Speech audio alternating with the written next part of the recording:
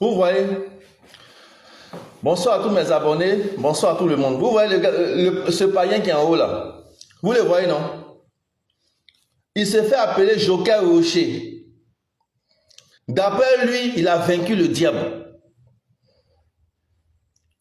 D'après ce maudit là, ce païen là, lui il a vaincu le diable. C'est-à-dire que le mensonge est devenu maintenant une mode de vie chez les chrétiens et les musulmans. Moi, c'est les chrétiens qui me concernent. Le mensonge pour attirer les foules, pour s'enrichir. Lui, Joker Rocher, il a vaincu le diable. Même Jésus n'a pas vaincu le diable. Le Jésus sur lequel vous comptez là, il n'a même pas vaincu le diable. Voilà pourquoi il est écrit qu'il revient bientôt. Mais il revient pourquoi? Pour vaincre maintenant le diable. Et les signes de sa venue sont écrits dans la Torah. Les signes de sa venue sont écrits dans la loi de Moïse chez les Juifs. Quand il reviendra, par rapport aux signes qui vont se produire, les Israéliens là, ils vont sortir à la télévision. Ils vont sortir pour dire que cet homme qui est en Côte d'Ivoire, ou bien cet homme qui est au Nigeria, ou bien cet homme qui est dans tel pays là, c'est le Jésus qui doit revenir là. Sa venue sera confirmée par l'État hébreu, par les Juifs. Des menteurs. Ils sont fait du maraboutage pour venir encore blaguer les fidèles. Et il y a des idiots encore, il y a toujours des maudits, des idiots qui seront les écouter. Dieu donne une parole là-dessus, vous ne suivez pas sa loi. Vous aimez vous faire blaguer. Vous êtes là, vous êtes assis, vous attendez que les gens viennent vous blaguer, pour vous escroquer. On va aller dans Matthieu. D'abord, on va aller dans Luc. Luc 1, verset 1. Luc 4, verset 1 à 13. On va lire la tentation du Christ. On va lire ça. Et puis vous allez me montrer le passage dans lequel le diable a vaincu Jésus. Ou bien Jésus a vaincu le diable. Voilà. Vous allez me montrer le verset dans la tentation du Christ là. La partie qui dit que Jésus a vaincu Satan. Luc 4, verset 1 à 13. Jésus, rempli du Saint-Esprit, revint du Jourdain et fut conduit par l'Esprit dans le désert. Il y fut tenté par le diable pendant 40 jours et il ne mangea rien durant ces 40 jours.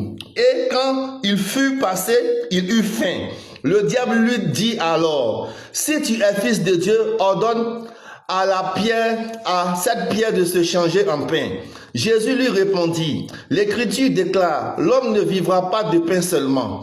Le diable l'amena plus haut, lui fit voir en un instant tous les royaumes de la terre et lui dit, je te donnerai toute cette puissance et la richesse de ces royaumes. Tout cela m'a été remis et je peux le donner à qui je veux. Si donc tu te mets à genoux devant moi, tout sera à toi. Jésus lui répondit, l'Écriture déclare aussi, adore le Seigneur de tout, adore le Seigneur ton Dieu et sers-le lui seul. Le diable le conduisit ensuite à Jérusalem, le plaça au sommet du temple et lui dit, si tu es fils de Dieu, jette-toi d'ici bas, car l'Écriture déclare, Dieu ordonnera à ses anges de te garder.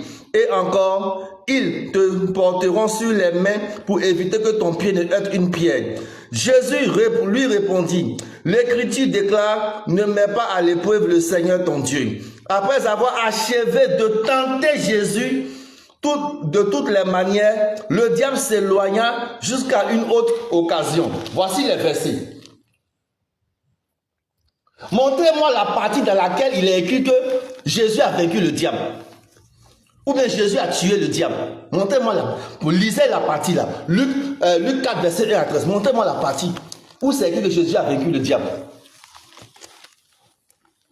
Des menteurs, des mensonges. Toi, tu peux vaincre le diable. Joker Rocher, un maudit comme ça. Toi, tu peux vaincre le diable. Même ton Jésus n'a pas vaincu le diable. Voilà pourquoi il est écrit qu'il revient bientôt. On va aller encore dans Matthieu 26, versets 36 à 45. On va dans Matthieu, où Jésus refuse d'aller à la croix à 3 reprises. Il refuse d'aller à la croix. Il a peur d'aller à la croix. J'ai envie de dire que Jésus a échoué à sa mission parce qu'il a refusé d'aller à la croix. Il a eu peur d'aller à la croix, d'affronter Satan.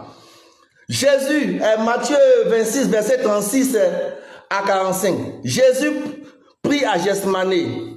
Alors Jésus arriva avec ses disciples à un endroit appelé Gethsémani et il leur dit, asseyez-vous ici pendant que je vais là-bas pour prier. Puis il emmena avec lui Pierre et ses deux fils, les deux fils de Zébédée. Il commença à ressentir de la tristesse et de l'angoisse. Il leur dit alors, mon cœur est plein d'une tristesse de mort. Restez ici et veillez avec moi. Premier refus d'aller à la croix. Premier, c'est-à-dire qu'il a refusé d'aller à la croix. Il a eu peur d'affronter le diable. Premier refus. Il alla au verset 39. Il alla un peu plus loin, se jeta le visage contre terre et pria en ces termes. Mon Père, si c'est possible, éloigne-moi cette coupe de douleur. Toutefois, non pas comme je veux, mais comme tu veux. Premier refus de Jésus d'affronter le diable, d'aller à la croix. On va aller dans le deuxième, au verset 40. Il revint ensuite vers les trois disciples et les trouva endormis.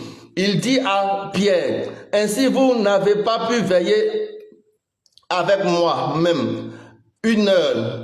Restez éveillés et priez pour ne pas tomber dans la tentation. L'esprit de l'homme est plein de bonne volonté, mais son corps est faible.